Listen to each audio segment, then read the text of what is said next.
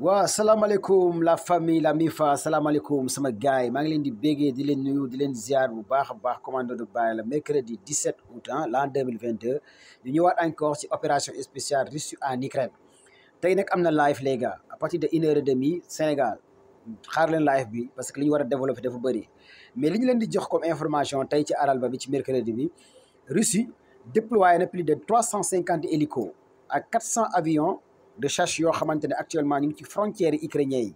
350 hélicos la Poutine déployé ak 400 avions ginnaaw bi nga xamante ne aussi Poutine attaqué na directement États-Unis nee na américains yi ñoom ñoo bëggul guerre bi jeex en Ukraine parce que ñoom ñooy jox ay moyens ay finances ay matériel ay armes di ko dooleel li nga xamante ne Ukraine loolu aussi bokk na ci discours bi nga xamante ne Vladimir tenir na ko envers les États-Unis nee na aussi États-Unis dañoo yaakaaroon ne Russie comme genre Syrie la comme genre Afghanistan comme genre leneen la dañu lay xupp nga dellu ci ginnaaw nee na États-Unis aussi ñoom ñoo bëgg a taalaat li nga xamante ni diggante Chine ak Taïwan accusé na encore les Américains moom Vladimir Poutine nee na nag Américains yi nañ xam ne ñoom liñ doon def ay Syrie ak Iran ak yeneen dëkk yi mënuñ koo def Russie Russie bokkut ak yeneen dëkk yi Russie kenn du ko napp Russie nekkul dëkk boo xamante ne dañ ko naan arrêté la wala defal nii wala defal nii kon loolu aussi Poutine attaqué na directement lii di États-Unis attaqué na waa Maison Blanche nee na leen fépp fu mënti tàkk ci àdduna bi yéen américains yéen a ko def yéen a taal Syrie yéen a taal Iran yéen a taal Afghanistan yéen a bëgg a taal diggante Chine ak Taïwan kon yéen taal àdduna bi kese moo leen dese te li ngeen bëggoon a def li nga xamante ne Russie amu leen ko parce que da ngeen a foogoon bu ngeen doolee ki nga xamante ne Ukraine da ngeen di am li ngeen bëgg Russie day daanu te ba léegi nii sanction yi nga xamante ne teg ngeen ko ci Russie sanction yi nga xamante ne aussi chaque jour ngeen koy multiplier ak Union européenne di attaquer Russie ba léegi Russie yëggalu ci boppam kon jàpp leen ne da ngeen a échec loolu mooy discours bi nga xamante ne moom Vladimir Poutine wax na ko américain yi leneen li ci bees mooy que ne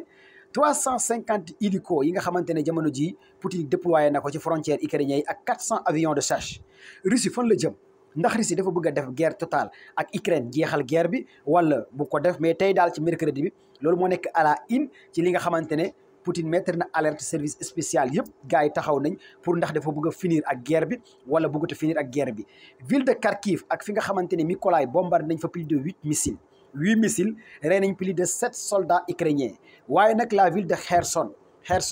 bokk na ci ville boo xamante ne armée russe moo ko nangu woon mais instant yi aussi armée russe commencé na faa am problème surtout ci alentouru Kherson bi booy dugg parce que am na ñaari pont yu fa nekk yoo xamante ne soldats ukrainiens yi dañoo bombardé ñaari pont yi te stationnement armée russe ñoo fa nekkoon te stationnement boobu pour l'instant soldats ukrainiens yi ñoo nangu loolu te soldats russes yi def nañu repli loolu aussi défaite la ci fi nga xamante ne armée russe am na ko ci la ville de Kherson offensive ukrainien bi ci la ville de Kherson aussi mu ngi commencé am doole bu baax a baax a baax a baax ndax waa Ukraine dañoo bëgg a nangu ville bi ci loxoy Russie bi guerre bi tàmbalee ba léegi nag amul benn ville boo xamante ne soldats ukrainiens yi nangu nañ ko mais cette fois-ci nag attaque bi nga xamante ne soldats ukrainiens yi attaqué nañ ko Kherson te loolu aussi Washington Post wax na ko Al Jazeera wax na ko New York Times wax na ko Le Time wax na ko loolu c'est la première fois à part fi nga xamante ne île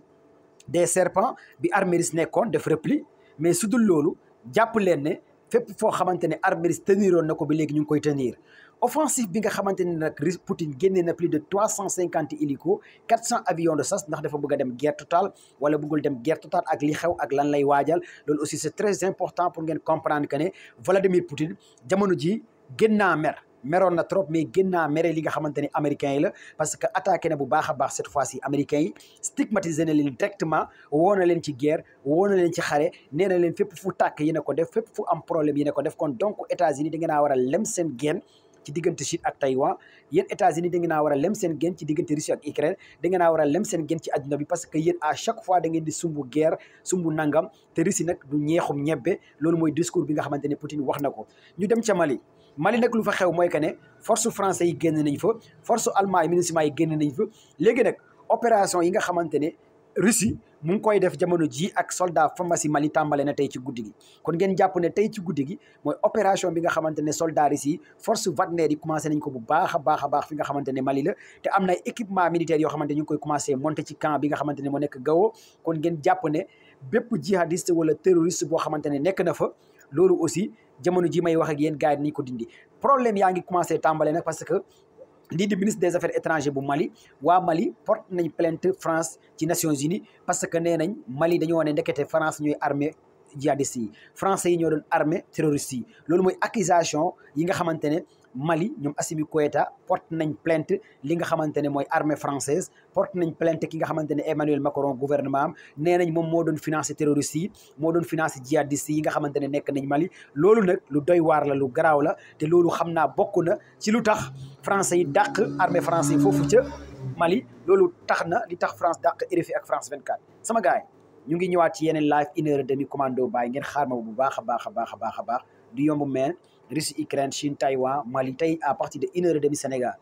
jaajëf les gars bégg booti char magal let's go commando de Baye la respect for you